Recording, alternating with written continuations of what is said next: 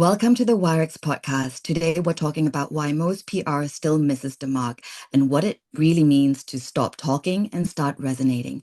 Our guest, Stella Friaisse, Operations Director at Input, shares how brands can move beyond noise and create messages that truly connect.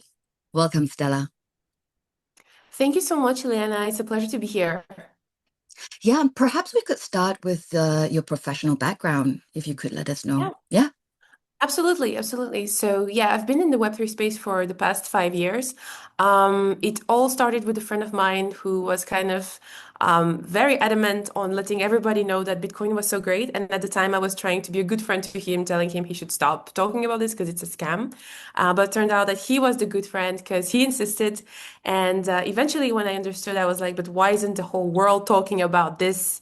It's so interesting. And so we started a podcast, and since then my mission has always been to bring attention and bring the spotlight on projects. So that's what I've been doing for the past 5 years, working with events, PR, influencers, and so on and so forth, and with inputs for the past 2.5 years.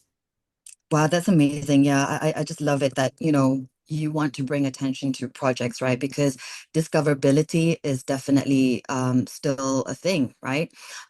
So what do people Absolutely. still, yeah, so what do people still misunderstand about PR today? There are so many things that people still misunderstand about PR today. This question is my favorite one actually. But if I had to focus on three things, I would say that people still think of PR as advertising, which it isn't. Ads are paid interruption. PR is influence compounding over time. So you cannot order a headline. You will always win through relevance, timing, consistency, value. So you cannot people waste a lot of money on PR because they treat it like a vending machine. Whenever they need something, they will just, order, get paid placement. That's not how it works. So that's the first one. The second one would be quantity over quality, which again, this is not how it works. It doesn't matter how many articles you would get out, because if you don't work on a narrative strategy, it's just random noise that you're producing. To get meaningful PR, you really need to invest time into creating story, into pulling the data, having a vision that you share. And all of this, really the better the input, the better the output. So quality over quantity. And the last one, which kind of is tied into the first one, is that PR is not fast. PR is a long-term game, and one article will not fix everything because momentum, again, it comes from consistency. It's not one push, it's really consistent value that you bring. So, the trust that you will build with the journalist, because journalists are people and people love stories and trust building, this will come over time. So I would say these are the main three misconceptions. I really love what you said about influence compound over time, right? Because it is a slow burn and and as you said, it's all about the narratives and the stories. And it takes a while for people to get a narrative or even a story in their heads, right? To make it like as if, it's normal. So how would you explain the difference between an in-house comms team and an external agency? Since we're Yes, talking this one. about myths, right? Yes, yes, yes. This one is also a very powerful myth that you have to, first of all, that if you have an in-house person, it's enough, and you don't need an agency, or that if you have an in-house person, well, they cannot work with an agency. It's not a this or that thing. That's what I want to outline first, because this is actually the best combo when an agency can work with an in-house person who already can, help.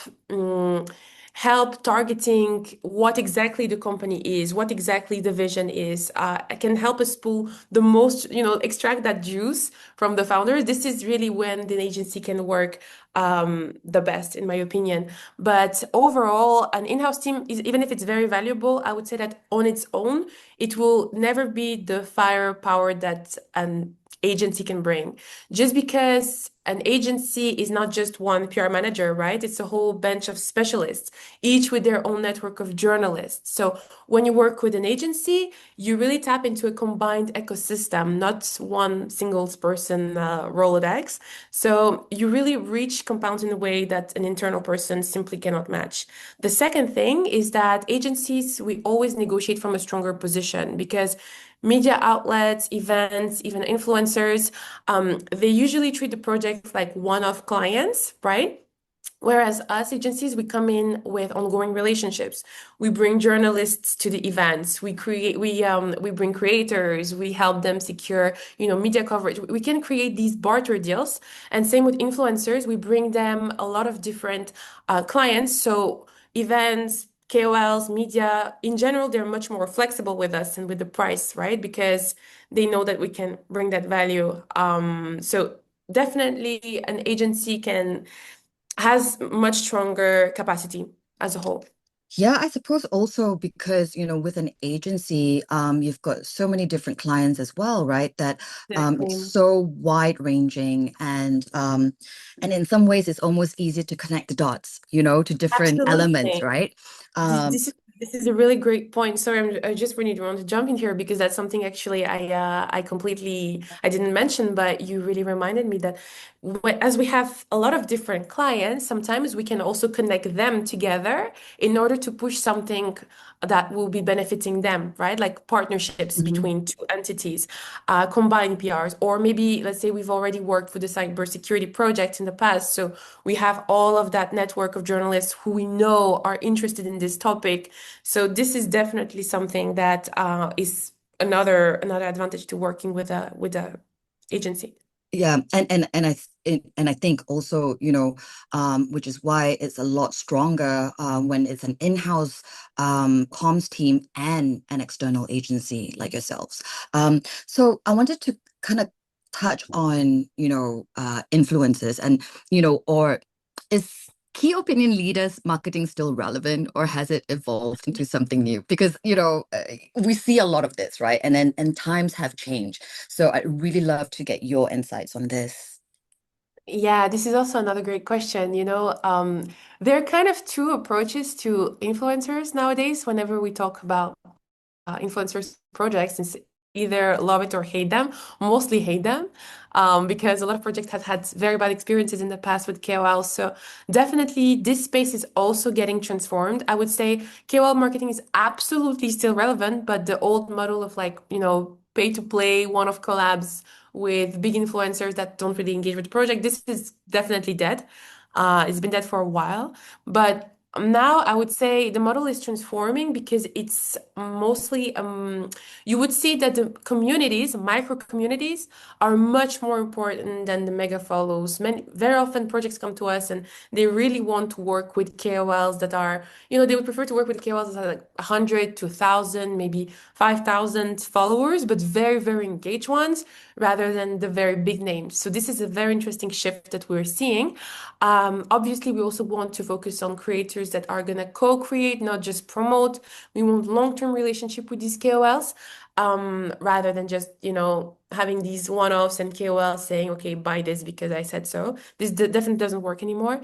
And also multi-platform identity. So now it's not just Twitter or YouTube, right? You have to diversify. There's TikTok, there's Instagram. You have to find the Telegram channels. So all of this, the strongest results really come from understanding how to combine different platforms. So do cross-platform storytelling.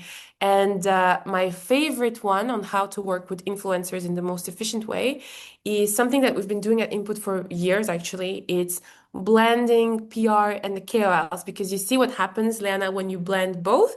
The PR is going to come and bring in that credibility, and the influencers are going to distribute and produce this mass effect of the coverage. So it's really how to work with KOLs rather than are KOLs still relevant, in my opinion.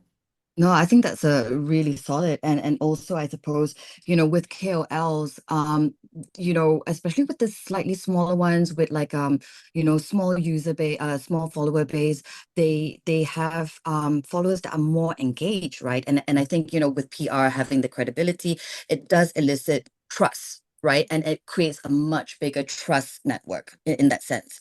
Absolutely. Um, you Absolutely. know, And even, just to jump on what you yeah. said, um, what is really great is that this can also serve the influencers. If we do this blend of PR and KOLs, because Hmm. we can have the KOLs tease something to their audience, and then the PR comes, it's released, and then, the news gets viral, and then the KOLs will say, hey, I told you so, right? So this is also another way that could benefit the KOLs from working with our projects, is that we can help them kind of be these fortune tellers because we master the whole, or like all the platforms basically. So the way you work with KOLs is more important than do KOLs Hmm. work, And again, if you see what I mean.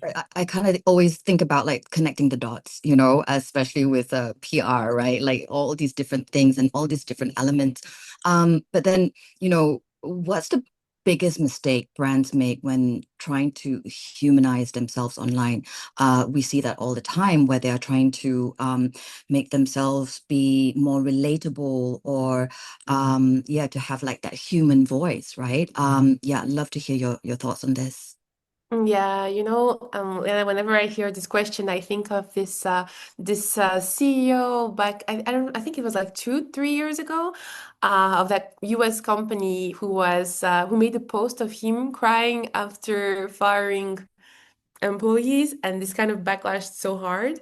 I think that this is the perfect example. Like whenever people feel disingenuity, or kind of trying too hard, this is just like when they stop believing in you, right? So when people try to humanize their brand, I would say that one of the biggest mistakes is like what AI does, perform as a human instead of being just authentic and sharing what are your values so that people can really understand who you are.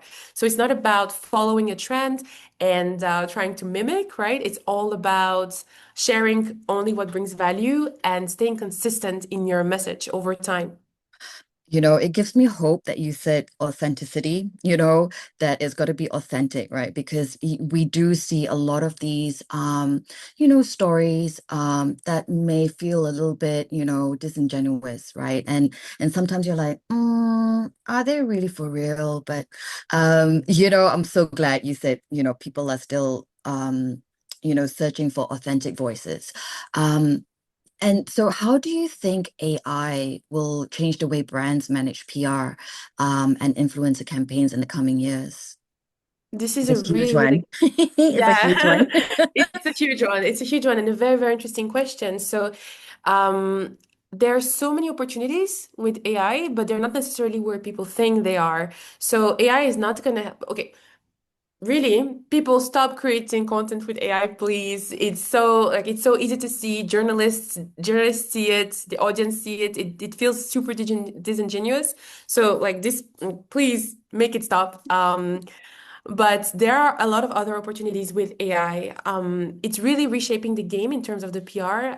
And I think that we've been seeing in the past couple of weeks a lot of media even suffering from it, right? Because what's happening is that because of GEO, the generative engine optimization, a lot of companies are behind. AI bots now make up to 80% of the crawler traffic online.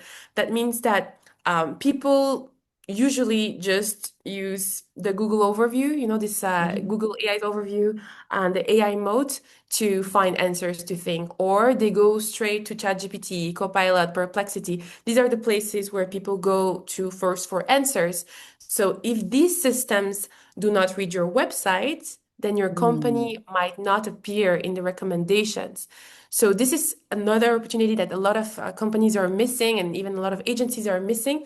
Now it's no longer necessarily about how to, get the headline. It's about how do you make sure to rank when when these AI tools are going to talk about this specific topic. So we've worked with a few clients on this, one being a Hack Network, And the goal is not for them to show up on Google, right? It's for them to show up in the AI search. So in this sense, we really focus on creating content that will be picked up by these AI systems that they could cite and place across, tier one media with the right signal. So now this project is one of the most referenced ones appearing not only in articles, but also in AI generated answers in ChatGPT, in Perplexity, and Gemini. So yeah, we've actually launched a newsletter recently with a guide on how to make sure that your project gets picked up by AI. I think the title was "If AI is a New Editor, Are You Being Mentioned?" So yeah, happy to share that info with you because yeah, it's a free guide, and I think a lot of companies could really use this opportunity. Oh yeah, I'd love to see that. And just on a side as well, what about AI influencers? Because I see that a lot, right, on Instagram and and then of course there's this whole thing about how they are, engaging so many fans and it's, they're doing really well. What are your thoughts on that since we're talking about Yeah. AI? Yeah, absolutely. So this one is another great one. AI influencers, I think we've been starting to talk about them more and more actively for the past 2 years. I even had myself this concern, well, what if, we also as an agency should start working with AI influencers? But I think that the way that influencers are working and the way we are reshaping the way influencers work also makes for a lot of physical integration. So now we see more and more influencers coming to events, organizing events, or, like really interacting with their audience in person in a way that AI influencers obviously never could. So, yeah, and I'm still a firm believer that people follow people at the end of the day. So, I'm curious to see if this hype is going to stay as relevant in the next years. I don't have the answer right now, to be honest, but it's definitely an interesting one to follow. Yeah, definitely. And I think, with AI influences, it really depends on what the values are, right? And how they come across as well. So, what kind of stories and or narratives are currently resonating most in the tech and Web3 space? Yeah, so I like to say unfortunately, unfortunately, I feel like right now, because of the bear market, what really would get a lot of traction is everything related to price action. So price action of Bitcoin, Ether, so Solana, as always, right? These are always great narratives. Journalists are always looking for, what's next in this kind of market. But also, more exciting topics are digital asset treasury, stable coins, still, institutions, AI for sure. And I think that an underrated one that is really, really hot in the past weeks has been privacy. Especially with, Vitalik's and his reinforcement of ZK tech. This is really interesting what's happening in the privacy space in Web3 right now. And the media are really following this closely. Yeah, I think privacy has always been kind of like a hot topic and even more so recently because of AI, right? And how Yeah. how our data is being used and stuff like that. What's one PR or comms trend that's overhyped and perhaps one that's underrated? For me, like this again, my personal opinion would be Hmm. again on the price action, right? To me, Right. it's always been the most boring part of Web3 news, but it is important, right? Because this is also how companies will time their announcements based on market trends. So we obviously need to follow this. And then yeah, I would say privacy is the most underrated one. Right. Okay. And yeah, thanks for that. I was going to ask something about with regards to privacy and also, in terms of how you as a PR agency keep your finger on the pulse, right? With all these different stories and how do you keep track? If you could maybe just elaborate on that before we close. Yeah, absolutely, absolutely. So again, it's we're going back to the point of how agencies have different like a whole bench of specialists, right? So Mhm. we always read the news, and everybody will feed everyone else with what they think is the most important. Let's say, I don't know, we see this article about I don't know, regulation, right? And we Hmm. know that we have clients in this country. So Hmm. um, let's say I see an article, I share it in our group, and three or four different PR specialists would be like, "Hey, yeah, we do have people in this country. Let's reach out to these journalists and let's find comment opportunities for our clients. Let's, place them in this conversation." It's very, very important to do news monitoring. So we do that absolutely every day, and news jacking. So yeah, again, and as an agency, we do have, I believe, a higher capacity, um, a higher capacity to do this on a massive scale. Yeah, I love that. And I almost see this as, you guys being the futurists as well, right? Because you're kind of like looking out for all these different things, the different news and kind of just putting out and Yeah. creating new trends in that sense. Yeah, Um absolutely. And it's not even just about knowing, the news. It's also about knowing the specific journalists because you might and knowing what the specific media wants. So you're not gonna pitch to CoinDesk the same things as you're gonna pitch to Cointelegraph or as you're gonna pitch to Crypto News because all of them are after they have different audiences with different interests. So you have to really have that knowledge of what media is good to pitch what exactly, and within this media, which journalist covers which topic.